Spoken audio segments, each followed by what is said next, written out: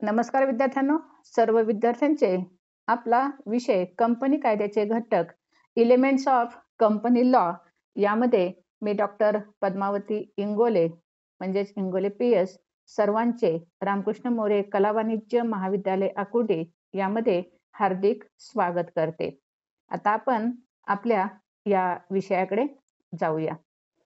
आपल्या विषयाचं नाव आहे कंपनी कायद्याचे घटक म्हणजेच एलिमेंट्स ऑफ कंपनी लॉ.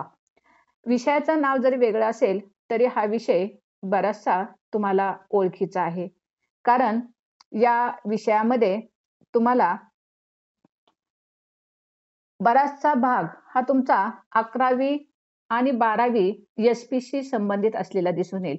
कदाचित ज्यांना 11वी-12वीला SP होते त्यांना कदाचित हा भाग आपला कुठेतरी झालेला आहे किंवा ओळखीचा आहे असे वाटेल. कारण ज्यावेळेला तुम्ही या अभ्यासाचे पाहाल किंवा विषयाकडे पाहाल त्यावेळेला हा भाग आपल्याला पूर्वी झालेला आहे, जुनाच आहे, मग कशाला पुन्हा अभ्यास करावा याचा असे वाटण्याची शक्यता आहे. परंतु विद्यार्थ्यांनो, हा भाग जरी पूर्वी झालेला 11वी-12वी झालेला असेल तरी पण त्याची डीपता ही वाढलेली आहे किंवा त्याचा खोलवर अभ्यास हा वाढलेला आहे.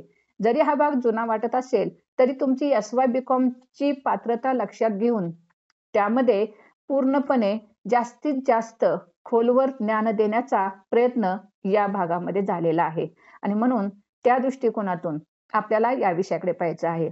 यामध्ये कंपनी कायदा जो कॉर्पोरेट सेक्टरसाठी तयार करण्यात आलेला आहे त्या कंपनी कायद्याचा आपल्याला या पूर्ण विषयामध्ये अभ्यास करावयाचा आहे. आता आपल्याला कंपनी कायदा म्हटलं की पहिल्यांदा पटकन तोंडामध्ये येतो तो म्हणजे कंपनी कायदा 1956. परंतु विद्यार्थ्यांनो, कंपनी कायदा 1956 हा बंद होऊन किंवा त्यामध्ये दुरुस्त्या होऊन आता नवीन कंपनी कायदा तयार करण्यात आलेला आहे. तो म्हणजे कंपनी अधिनियम 2013 किंवा त्यालाच कंपनी कायदा 2013 असे म्हटले जाते. आणि याच कायद्याचा संपूर्ण अभ्यास पूर्ण वर्षभर किंवा पूर्ण semester, first semester, third semester आणि फोर्थ सेमिस्टर या तिन्ही सेमिस्टरमध्ये आपणाला करावयाचा आहे.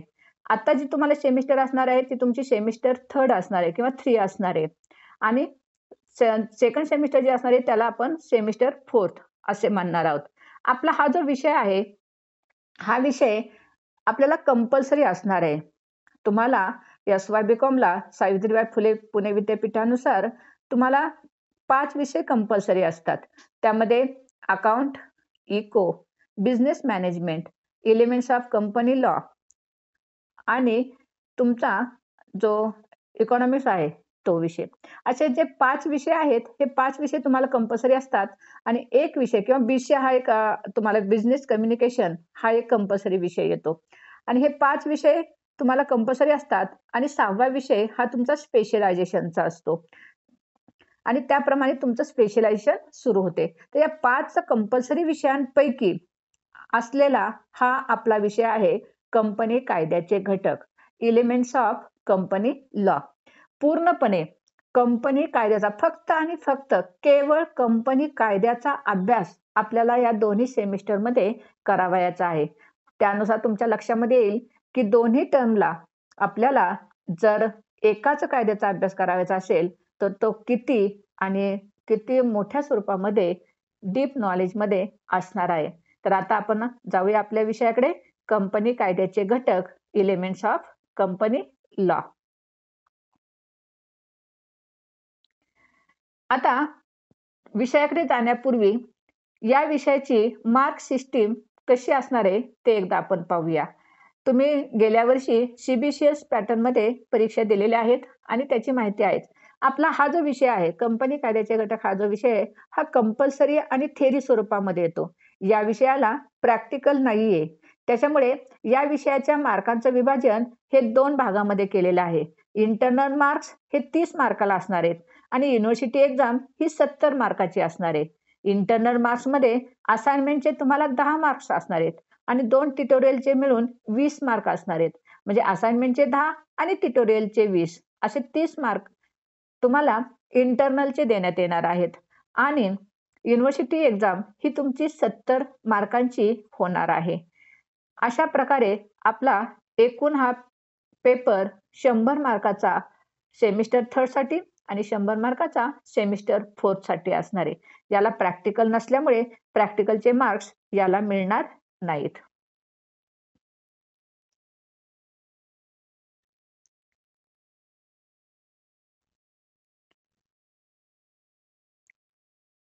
आता आपण पाहूया आपल्या विषयाला सिलॅबस किंवा अभ्यासक्रम कसा असणार आहे. म्हणजे या कंपनी कायद्याचे घटक एलिमेंट्स ऑफ कंपनी लॉ याच्यामध्ये आपण 3rd सेमिस्टरमध्ये काय-काय अभ्यासणार आहोत. त्यातील आपला पहिला टॉपिक जो असणार आहे तो कंपनी अधिनियम 2013 ज्याला मी आत्ताच तुम्हाला सांगितलं त्यालाच कंपनी कायदा 2013 असे सुद्धा म्हटले जाते. तर कंपनी कायदा 1956 यामध्ये हा बंद होऊन आणि त्यामध्ये दुरुस्त्या करून 2013 साठी नवीन कंपनी कायदा तयार करण्यात आला. त्याला कंपनी अधिनियम 2013 असे म्हटले जाते आणि आता सध्या या कंपनी कायदा 2013 नुसारच सर्व कंपन्यांची कार्यभार किंवा जे काही नोंदणी किंवा भांडवल उभारणी ज्या काही कलमे आहेत ती सर्व 2013 च्या कायद्यानुसार लागू होतात. म्हणजे खाजगी कंपनी असो, सार्वजनिक कंपनी असो किंवा कोणतीही कंपनी असो. कंपनी या प्रकाराला किंवा कोणत्याही कंपनीची नोंदणी ही आता कंपनी अधिनियम 2013 नुसार होत असते. मग याची स्थापना कशी झाली किंवा हा कायदा अस्तित्वात कसा आला? या कायद्याचा थोडक्यात परिचय आणि कंपनीची माहिती आपण या टॉपिकमध्ये पाहणार आहोत. त्यामध्ये हा जो अधिनियम 13 आहे, त्याचं 1956 मध्ये काय त्रुटी होत्या? त्या दूर करण्यासाठी का गरज भासली? आणि हा 2013 चा अधिनियम कायदा कसा अस्तित्वात आला? याची आपण या भागामध्ये माहिती घेणार आहोत. त्याचबरोबर कंपनी त्याचबरोबर कंपनी हा जो भाग आहे, तर कंपनी या भागामध्ये हा थोडासा जुना आहे, परंतु ओळखीचा आहे. तुम्हाला 11वी मध्ये कदाचित कंपनी म्हणजे काय, कंपनीची व्याख्या, कंपनीची वैशिष्ट्ये हा भाग तुम्हाला झालेला आहे. तोच भाग थोडासा आहे, परंतु मी तुम्हाला आता सांगितल्याप्रमाणे तो भाग आपल्याला डीपली अभ्यास करायचा आहे. त्यामुळे कंपनी, कंपनीची व्याख्या, कंपनीची वैशिष्ट्ये या सर्व गोष्टी तुम्हाला यामध्ये असणार आहेत आणि म्हणून तो भाग थोडा ओळखीचा असला तरी तुम्हाला तो डीपमध्ये आहे. त्यानंतर कंपन्यांचे प्रकार हा या टॉपिकचा मेन गाभा आहे. यामध्ये कंपन्यांचे वेगवेगळे प्रकार आपल्याला अभ्यासायचे आहेत. ज्याच्यावरती ब्रॉड क्वेशन, थोडक्यात उत्तरे द्या, एका वाक्यात उत्तरे द्या, एम-सी-क्यूज या सर्व प्रकारचे प्रश्न हे या भागावरती मोठ्या प्रमाणावरती विचारले जातात. त्यामुळे पहिल्या टॉपिकचा जर पूर्ण गाभा जर कोणता असेल, तर तो आहे कंपनीचे प्रकार आणि तुमचा कंपनी अधिनियम 2013 चा परिचय. या 2 गोष्टी या टॉपिकमध्ये अतिशय महत्त्वाच्या आहेत. त्यानंतर दुसरा टॉपिक जो आपला आहे तो म्हणजे कंपनीची निर्मिती आणि स्थापना. हा सुद्धा भाग तुम्हाला 11वी ला झालेला आहे, परंतु थोड्याशा छोट्याशा स्वरूपामध्ये झालेला आहे. इथे आपल्याला पूर्ण टॉपिकमध्ये तो भाग अभ्यासायचा आहे आणि म्हणून कंपनीची निर्मिती कशी होते किंवा कंपनीची स्थापना कशी होते, याचा संपूर्ण अभ्यास आपल्याला यामध्ये करायचा आहे. परंतु त्यामध्ये कलमांना धरून, कंपनी कायद्यातील तरतुदींना धरून आपल्याला यामध्ये या टॉपिकचा अभ्यास करायचा आहे. मग यामध्ये आपण काय-काय अभ्यासणार आहोत? त्यामध्ये आपण पाहणार आहोत कंपनीची स्थापना कशी होते किंवा कंपनीची निर्मिती कशी होते. त्यालाच आपण कंपनी स्थापनेच्या अवस्था असे म्हणतो. त्यातील पहिली अवस्था आहे ती म्हणजे प्रवर्तन अवस्था. कंपनीचे प्रवर्तन कसे होते किंवा पहिली पायरी कोणती असते हे आपण यामध्ये डीपमध्ये पाहणार आहोत. ज्या वेळेला आपल्याला तो भाग येईल त्याला आपण तिथे डिटेल पाहणार आहोत. त्यानंतर दुसरी अवस्था आहे ती म्हणजे कंपनीची स्थापना किंवा नोंदणी अवस्था. कंपनीची नोंदणी करण्यासाठी कोणती डॉक्युमेंट्स लागतात, कोणती कागदपत्रे लागतात व त्याची प्रक्रिया काय आहे, ती आपण या भागामध्ये पाहणार आहोत. त्यानंतर आपण पाहणार आहोत कंपनीची भांडवल उभारणी कशी केली जाते, कंपनी भांडवल कसे गोळा करते, त्यासाठी कोणती पद्धत आहे, त्यासाठी कोणते मार्ग आहेत, हे आपण कंपनीची भांडवल उभारणी या अवस्थेमध्ये पाहणार आहोत. आणि चौथी अवस्था जी आहे ते म्हणजे व्यवसायाची सुरुवात किंवा व्यवसाय प्रारंभ दाखला अवस्था असं म्हणतात. हा फक्त सार्वजनिक कंपनीला ही अवस्था असते. खाजगी कंपनीला प्रवर्तन अवस्था, नोंदणी अवस्था आणि भांडवल उभारणी अवस्था या 3च अवस्था असतात.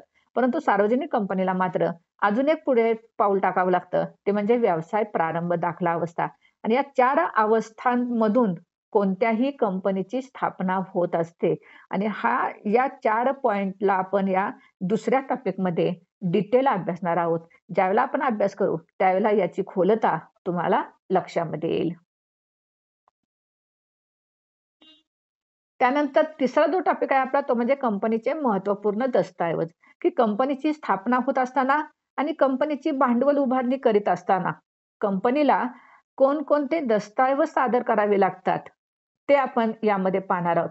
हा भाग तुम्ही पॉइंटच्या स्वरूपामध्ये 11वी-12वीला अभ्यासलेला असला, तरी आता मात्र आपल्याला अतिशय डीपमध्ये तो भाग अभ्यासायचा. त्यातलं पहिलं दस्तऐवज आहे त्या कंपनीचे घटनापत्रक.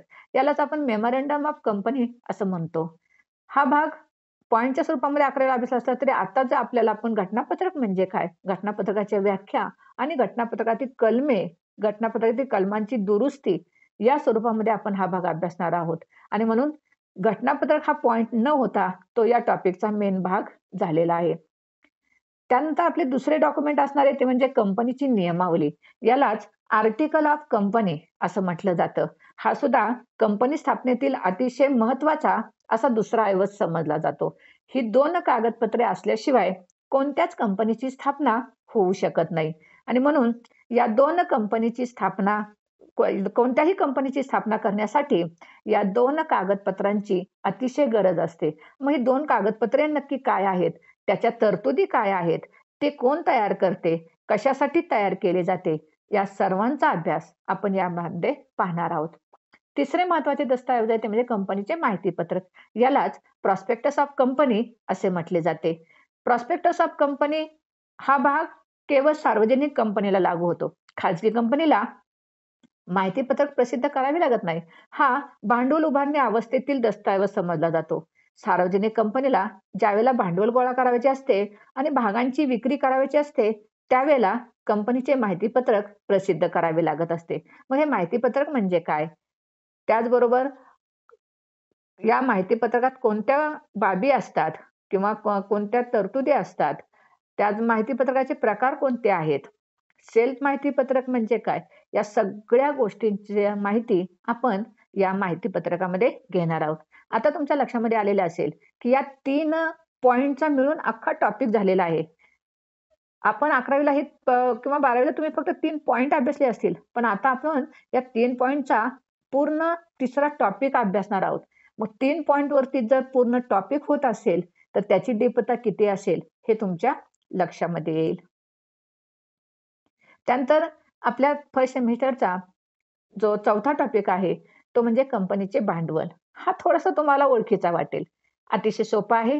यापूर्वी झालेला आहे. पण पुन्हा एकदा डीपमध्ये आहे.